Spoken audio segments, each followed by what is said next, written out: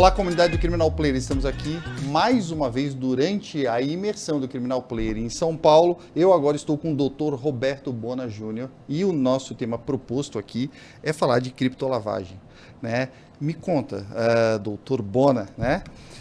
Vou preferir a informalidade de Bona, pode ser? Claro, então, fique à vontade. Te apresento um pouco para a galera que de repente ainda não te conhece, para depois a gente entrar, porque eu já tenho pelo menos 127 perguntas sobre esse tema. Então, por favor, deixa a galera te conhecer um pouquinho. Tá contigo. Tá ok, obrigado.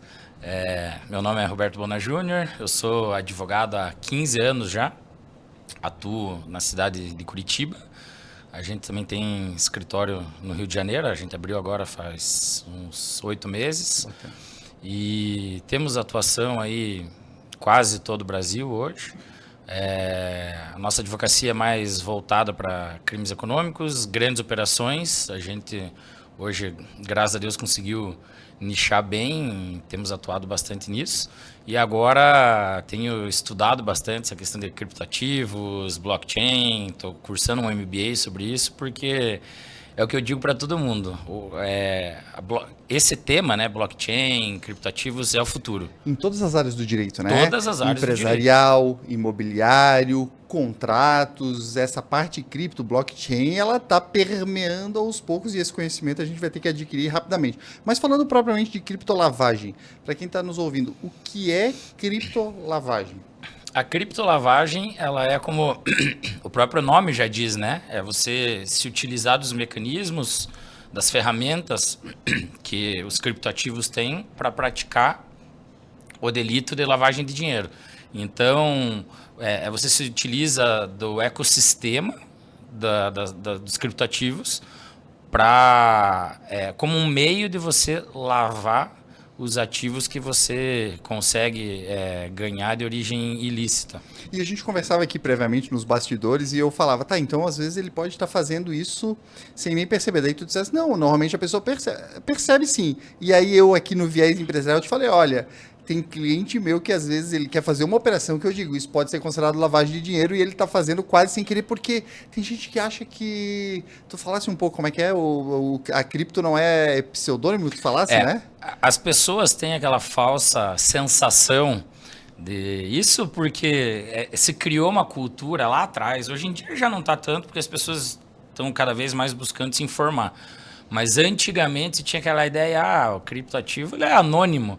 Eu cadastro lá, compro uma cold wallet, que é a carteira fria que a gente fala. Exato, que é como se fosse um pendrive que tu tens no teu bolso e tu pode carregar, não fica na nuvem. Perfeito. Exato. E aí eu não preciso me identificar, por exemplo, não vou colocar lá meus dados igual numa exchange, né, uma corretora, que você precisa preencher.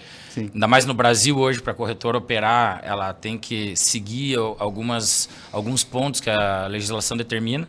E aí, o que as pessoas faziam? Como eu não preciso me identificar, eu posso cometer crime adoidado, e não é bem assim, porque o universo cripto, ele não é anônimo, ele é pseudônimo. E o que significa isso?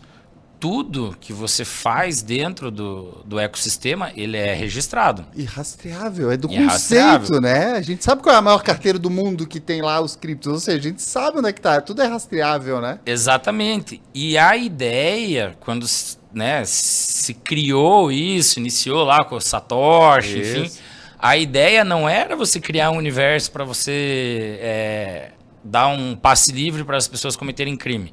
Não, a ideia sempre foi trazer um ecossistema descentralizado. Por quê? Porque hoje a gente sempre está na mão do Estado.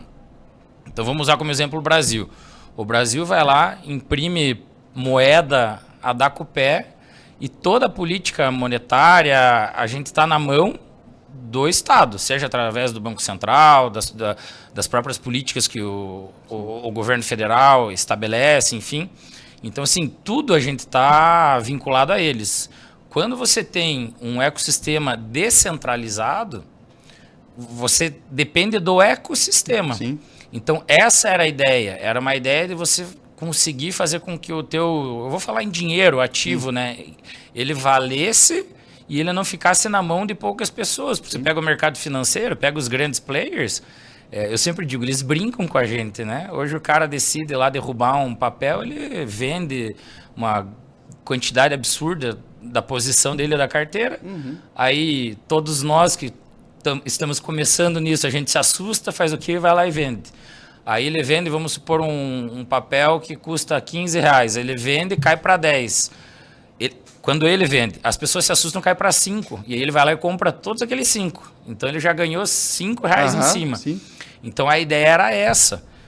E eu sempre digo assim, estudando, vendo, o Satoshi, que a gente não sabe se é uma pessoa só, se é um grupo, enfim, foi um gênio. Porque já é o homem mais rico do mundo? Ele tá caminhando para isso, né? Ele tá caminhando para isso. Pela carteira, para quem de repente não está nos acompanhando, mas existe uma carteira de uma pessoa desconhecida que tem o maior número de bitcoins do mundo. E ele nunca mexeu nela, né? Essa carteira nunca foi mexida. Hoje, teoricamente, o que tem lá em Bitcoin poderia torná-lo um dos homens mais ricos do mundo. Perfeitamente. Ponto. Mas pode ser que essa pessoa já tenha falecido, pode ser que essa carteira esteja perdida. Existem várias teorias, então não se conhece. Então, por isso se fala que é um pseudônimo. Ninguém sabe quem é, mas todo mundo conhece a carteira dele. Todo mundo conhece. E aí essa questão do pseudônimo que é interessante trazer. Por que as pessoas acham, não, vou começar agora, principalmente as grandes organizações criminosas, vamos começar a operar em cripto, porque é mais difícil de pegar a gente. Quando as pessoas vêm conversar isso comigo, eu dou risada, porque é mais fácil você pegar. Tá mais público para todo mundo ainda. Qualquer um pode ajudar, inclusive. E hoje o Ministério Público, vou usar o exemplo do Ministério Público Federal, o coordenador do MBA que eu participo, é o cara, na minha visão, é um dos caras que mais entende do mercado cripto. É um procurador-geral da República. E ele fala assim, as ferramentas que eles têm hoje. Por exemplo, pega o criminoso que está tentando lavar o dinheiro através de criptoativos. Então, o que a pessoa faz? Ela compra lá 10 bitcoins.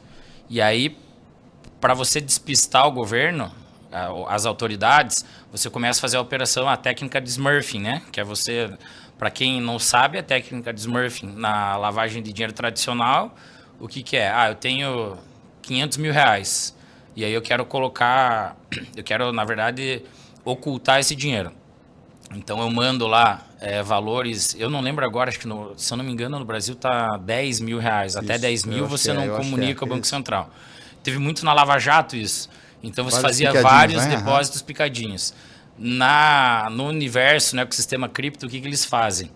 Eles pegam esse valor e eles jogam para milhares de carteiras. E essas carteiras jogam para mais milhares de carteiras. Então, assim, você cria uma rede que, se nós formos analisar, vamos pegar lá a blockchain, vamos supor que eles usem só a blockchain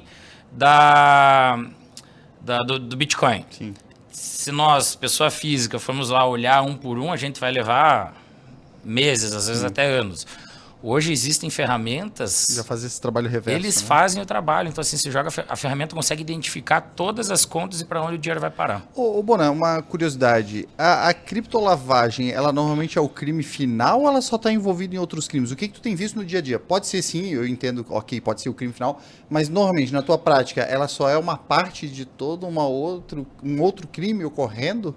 Perfeito. Geralmente é utilizado como um meio de você garantir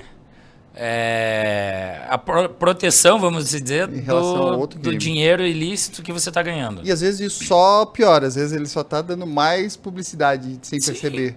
Porque talvez falta desconhecimento, né? Até das pessoas que estão eventualmente cometendo o crime, desconhecimento de quanto essa rede tem. O espírito é completamente diferente, né? A rastreabilidade é o primeiro, talvez seja o maior benefício, né?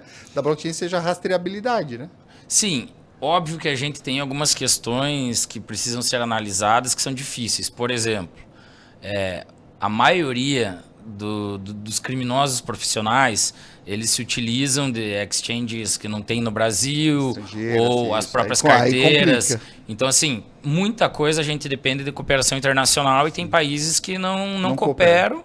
Porque Porque é interesse não cooperar, às vezes. É, né? A principal fonte de renda, às vezes, do país os paraísos fiscais. Então, isso dificulta um pouco, em alguns casos.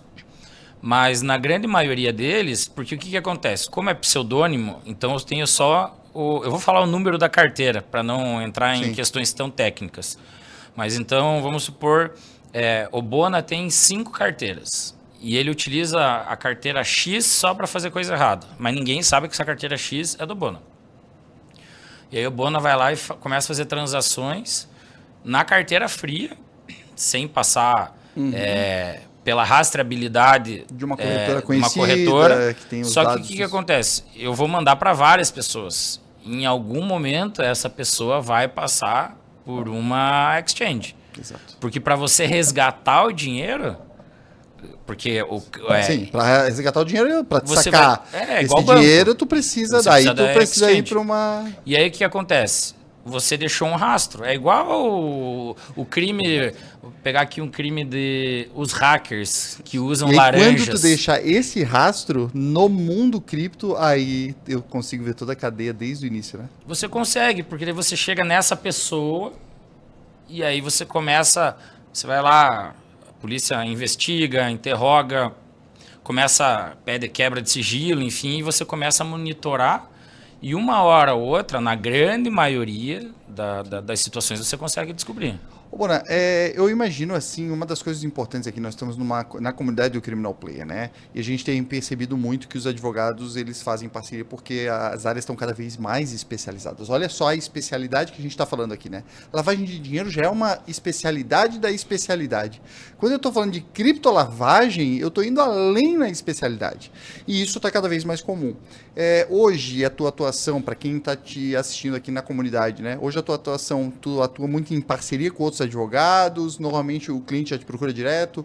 Hoje, por exemplo, alguém da comunidade está passando por isso no seu escritório, pode te procurar? Como é que Sim. funciona isso hoje, a tua atuação profissional no dia a dia? Com toda certeza. Eu sempre, desde quando comecei a advogar, eu tive essa visão que a advocacia, ela é uma profissão, é bem o que você falou, cada vez o leque é maior. Sim. Então, hoje, se você for pegar, por exemplo, o próprio Tribunal do Júri, tem advogados que se especializam em determinada característica, enfim. Então, se você não tiver parcerias, na minha visão, o teu escritório está fadado ao fracasso. Advogado não é concorrente, é parceiro, né? É E parceiro. A gente tá vendo aqui, né? Só tem criminalista e estamos saindo do negócio como talvez não saísse em outros Não, e lugares. assim, você tem o teu amigo, que é o teu amigo que anda no dia a dia contigo, que às vezes atua na mesma área, especificamente igual você. Ele não é teu concorrente. Óbvio, ele também é, mas ele pode ser teu parceiro em várias situações. Então, eu tenho parceria, eu sou muito aberto a parcerias, seja na área criminal ou em outras áreas. Olha, eu ia te perguntar, além da criptolavagem, e tu falou muito, né? A minha área é mais essa de crimes econômicos. Que outros crimes econômicos tu atua bastante, assim, que as pessoas podem, de repente, te consultar? Fraude, licitação, cartel, lavagem é um tema que eu sou apaixonado pelo tema de lavagem de dinheiro. É um tema assim que eu gosto muito. Eu até mais para frente acho que eu penso em escrever um livro. Teve uma vez lá no começo, quando eu comecei a estudar, eu até publiquei um artigo no Conjur que eu nunca esqueço. Eu tenho salvo o Alexandre no Facebook. Olha aí. Ele compartilhou. O Facebook já entrega meia idade, né? É melhor nem falar, né? Mas eu lembro que o Alexandre compartilhou. Legal. E eu salvei, tenho esse print salvo até hoje, porque na época, né, o Alexandre já era. Então, assim, é um tema que eu sempre gostei de falar. E aí, grandes operações, que isso daí envolve hoje, é muito tráfico de drogas, que é o que mais tem, né? Eu diria que hoje 70%. Porque o combate é muito forte ao tráfico de drogas, né? Acaba tendo muitas demandas. A gente tem percebido isso nas entrevistas que a gente está fazendo aqui no Criminal Player. E eu vou te falar, eu tenho vários amigos que atuaram na Lava Jato e eles viravam o olho para operações de tráfico de drogas. Hoje tem muitos deles que estão atuando em operações de tráfico, por quê? Porque as outras operações não... Demanda de mercado, né? Exatamente. Então, assim, a gente trabalha com o que aparece... Exato. Ô, Bona, me diga uma coisa, quem está te assistindo aqui, né, assistindo esse nosso bate-papo, como é que as pessoas te encontram, assim? Pode deixar tuas redes sociais? Como é que as pessoas Posso. Meu Instagram é @bonajunior. Tá. Júnior escrito. Júnior escrito. Tá. Aí... Bona, B-O-N-A? Isso, perfeito. Ok. E aí a página do escritório é bonaadvogados.com.br. Legal. E o e-mail é roberto@bonaadvogados.com. Show. Que eu tenho... Aí eu também, no meu escritório, eu só uso.com. Que é mais fácil, né? Exato. Às vezes pega algum cliente... de fora e tudo mais, eu acabei optando Então é mais pelo fácil ponto soletrar .com. Muito até, embora eu às também vezes. seja o dono do .com.br, mas no meu caso... eu tenho os dois também. Exato. Ô, Bona, tua mensagem final para nossa comunidade Criminal Player, tuas expectativas em relação à comunidade, ao evento, me conta. A expectativa, eu estava contando para a Lilian até esses dias. O primeiro evento que eu participei foi a primeira imersão. E ali que fez eu virar a chave em relação à comunidade. E por quê? Quando eu entrei, sou um dos players fundadores, legal, mas eu entrei e só entrei. Tentando entender o que ia acontecer. Eu nem acessava, acessava, porque assim, na minha cabeça lá atrás era só palestra, e eu estava numa época corrida que eu não tinha nem tempo de ver. Então, assim, eu já estava quase desistindo, assim, legal, e aí teve a imersão. Quando eu fui para imersão e eu vi, por exemplo, hoje eu pego o Rubens, o Delano, o próprio Andrews, nosso amigo aqui que está assistindo, já viraram meus amigos. Exato. E o valor que isso gera no nosso dia a dia profissional, né? Absurdo. A gente percebe muito, assim, os grupos de WhatsApp, né? Tanto é que, assim, uma das coisas que quando a gente estava lá fundando, né? Que a gente sentou no escritório, eu, Carol, Alexandre, Auri, e a gente estava conversando sobre o que poderia sair dali, né? Um dos nossos primeiros professores, por exemplo, foi o Alexandre, né? O Alexandre foi o primeiro professor, o Auri, mas a gente estava conversando, assim, o que a gente poderia, qual era a nossa missão e a nossa visão, né? E a gente queria muito, uma das coisas que surgiu, que a gente não queria deixar mais nenhum advogado criminalista advogando sozinho no seu escritório. Porque normalmente é um trabalho mais solitário aquele trabalho.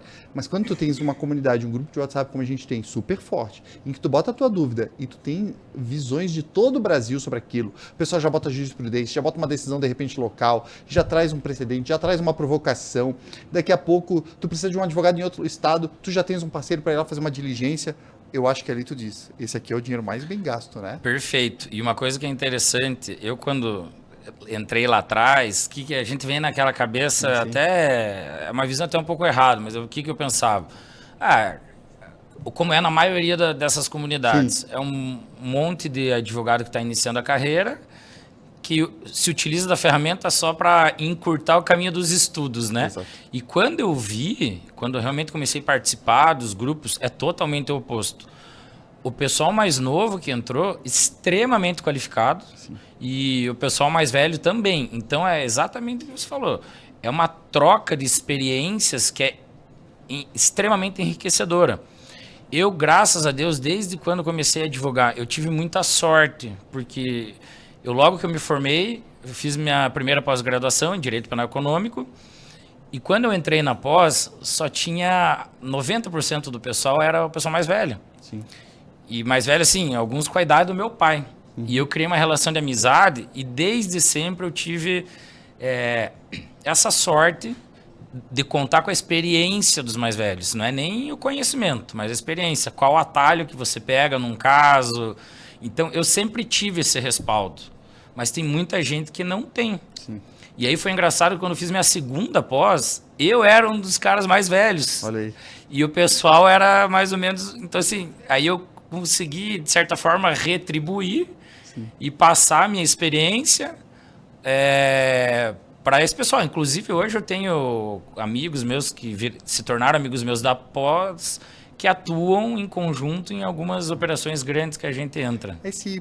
A gente falou isso na abertura, né? O poder do networking não tem preço, né? Conhecer pessoas, poder tirar dúvida, poder contribuir e poder fazer negócio junto, né? Isso é muito importante. Eu acho que é um pouco de tudo que está aí no espírito da comunidade. E esse é um golaço de vocês. Bom, essa ideia obrigado. A essência, não é nem a ideia. A essência do Criminal Player é fantástica. Bacana. Quem não está dentro, está perdendo. Exato. Obrigado por esse feedback. Bona, obrigado por topar. Eu que agradeço. Valeu, comunidade. O convite. Mais um conteúdo aqui, né? Durante a imersão. Queres deixar o teu recado final? Tá contigo agora, Bola. Pessoal, se afiliem, venham participar dessa comunidade com a gente aí, que vocês não vão se arrepender. Bona, muito obrigado pelo nosso bate-papo. Eu que agradeço. Valeu, galera. Tchau, tchau.